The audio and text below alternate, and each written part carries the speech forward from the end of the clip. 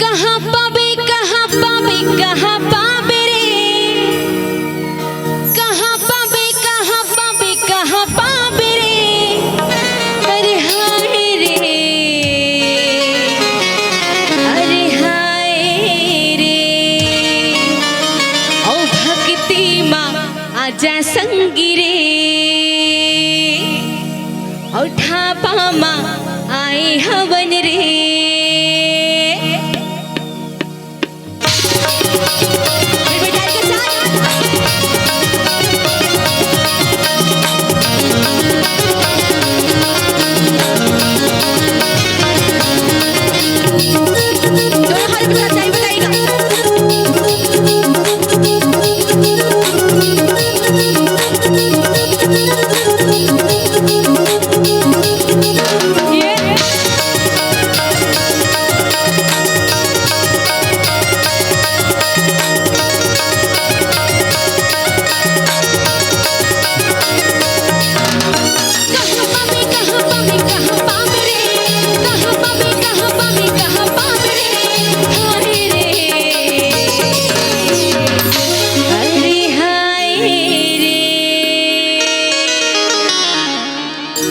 तो इसने भक्ति का अर्थ दे दी हो। अंतिम भजन चलो मिट मिट ताली के साथ, चलो हाथ ऊपर करो ये बात।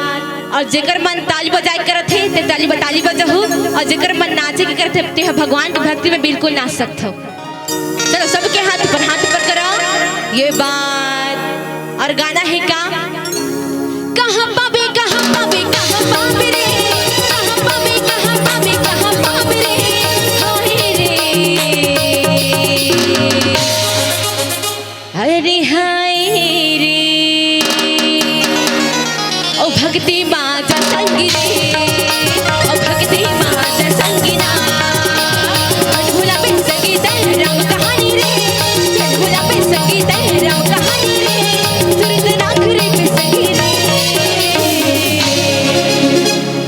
अरे हाय रे,